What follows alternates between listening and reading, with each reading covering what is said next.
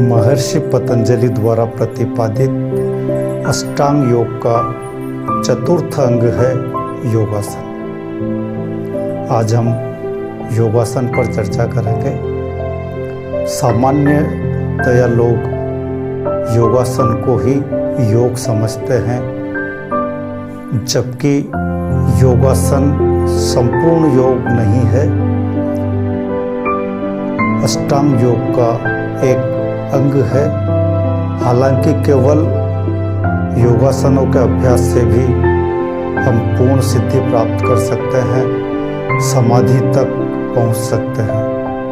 अपने तन के साथ साथ अपने मन और मस्तिष्क को भी निरोगी रख सकते हैं, निर्मल रख सकते हैं, पवित्र रख सकते हैं। योगासन हठ योग का ही एक रूप है। हठ योग यानी किसी भी कठिन कार्य को करने की हठ पकड़ना या जिद पकड़ना। और योगासन कठिन शारीरिक व्यायामों का ही एक रूप है। योगासनों में सरल से लेकर कठिन तक योगासन है। साधकों को अपनी योग क्रियाओं का प्रारंभ सामान्य रूप से सरल योगासनों से करना चाहिए और धीरे धीरे नियमित अभ्यास के द्वारा कठिन योगासन भी पूर्ण स्थिति तक सिद्ध हो जाते हैं।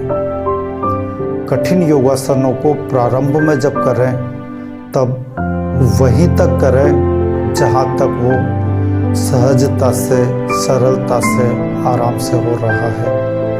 झटके, खिंचाव या तनाव के साथ किसी भी योगिक क्रिया को नहीं करें, किसी भी योगासन को नहीं करें। योगासन शरीर की विभिन्न मुद्राएं हैं। शरीर के अंगों पर खिंचाव डालने का या तनाव डालने का एक व्यायाम है। योगासन हठ योग के साथ साथ शारीरिक व्यायाम भी है और शारीरिक व्यायाम के साथ साथ योगासनों से हमारा मन और मस्तिष्क भी स्वस्थ, निर्मल रह सकता है। विभिन्न पशु पक्षियों व अन्य आकृतियों के आधार पर हमारे महर्षियों ने विभिन्न शरीर की आकृतियां या योग मुद्राएं या योगासन निर्धारित किए हैं। कई तरह के योगासन सामान्य रूप से प्रचलित हैं। सामान्य व्यक्ति को कम से कम 10 से लेकर 15 तक योगासनों का अपनी दिनचर्या में नियमित अभ्यास करना चाहिए। यदि 10 से लेकर 15 तक योगासनों का अभ्यास भी हम नियमित रूप से करते हैं, 2 या 3 प्रकार के प्राणायाम करते हैं और नियमित रूप से कुछ पलों के लिए, कुछ मिनटों के लिए ईश्वर का ध्यान करते हैं, तो उसके बाद हम अपने सांसारिक दायित्वों को, सांसारिक कर्तव्यों को, सांसारिक जिम्मेदारियों को अधिक क्षमताओं के साथ, अधिक निष्ठा के साथ, अधिक गति के साथ सफलतापूर्वक संपन्न करने की स्थिति में आ जाते हैं और हम पूर्ण रूप से अखंड स्वास्थ्य की प्राप्ति कर पाते हैं। यानी हम योग के केवल 3 अंगों का भी अगर नियमित अभ्यास करें तो भी हम पूर्ण रूप से स्वस्थ हो सकते हैं।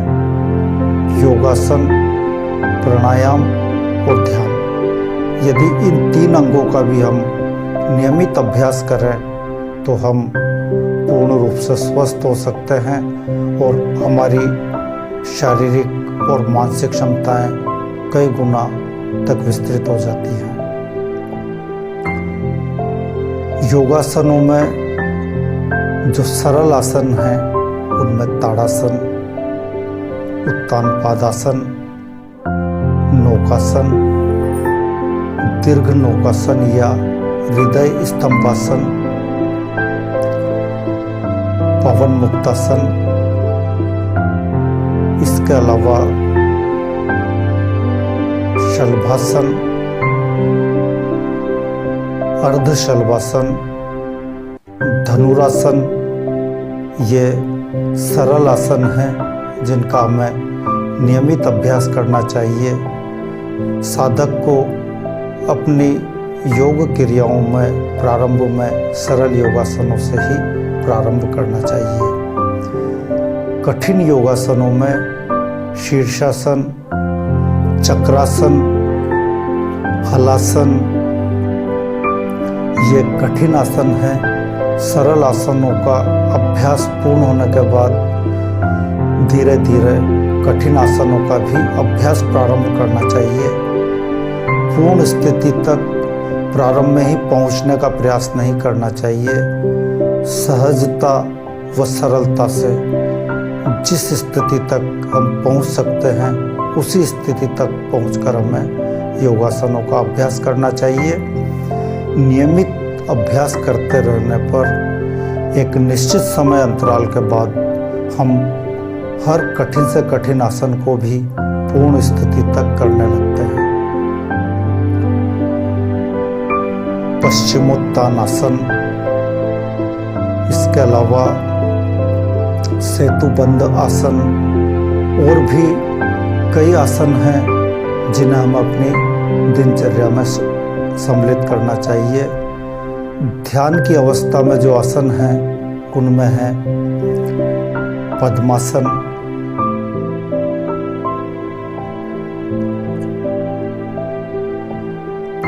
सिद्धासन, वज्रासन, गोरक्षासन, सुखासन।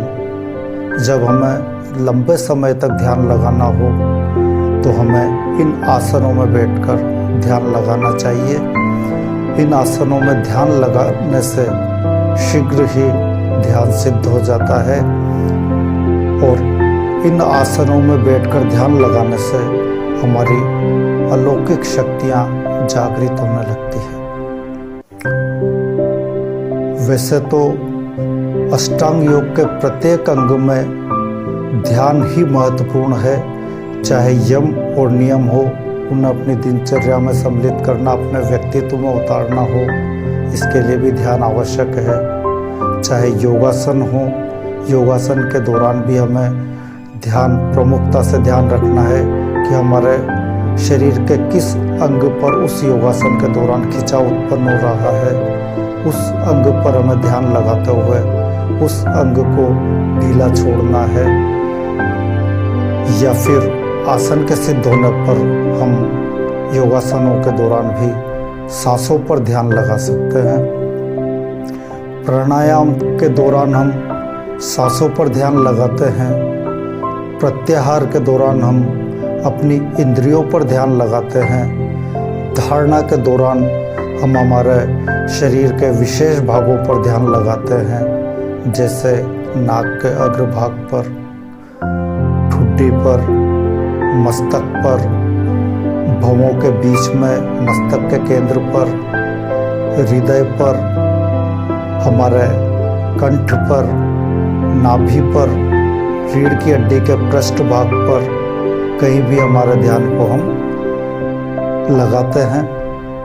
और ध्यान के दौरान हम परमात्मा पर सब कुछ भूलकर परमपिता परमात्मा पर, ईश्वर पर अपना ध्यान लगाते हैं, परमात्मा से एकाकार होने का प्रयास करते हैं।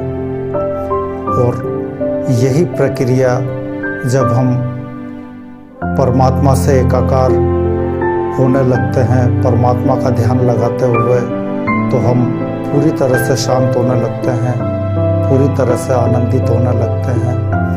और यही परम शांति की अवस्था, परम आनंद की अवस्था, यही समाधि है।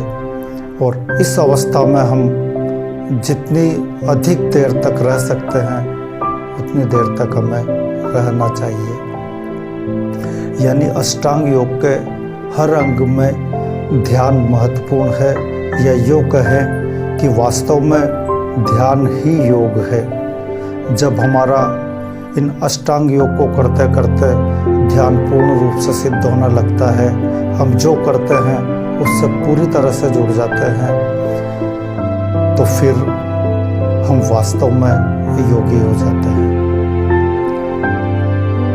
हम यहाँ बात कर रहे हैं योगासन, और योगासन के दौरान हमें अपना ध्यान लगाना चाहिए उस विशेष अंग पर, जिस अंग पर खिंचाव उत्पन्न हो रहा हो या तनाव उत्पन्न हो रहा हो। उस अंग पर ध्यान लगाते हुए मैं उस अंग को ढीला छोड़ना चाहिए, सहज रखना चाहिए, सामान्य रखना चाहिए। और जब वो आसन सिद्ध हो जाए तो हम अपने ध्यान को उस आसन में कहीं भी लगा सकते हैं, अपनी सांसों पर लगा सकते हैं, अपने किसी विशेष अंग पर लगा सकते हैं, अपनी इंद्रियों पर लगा सकते हैं, ईश्वर पर लगा सकते हैं।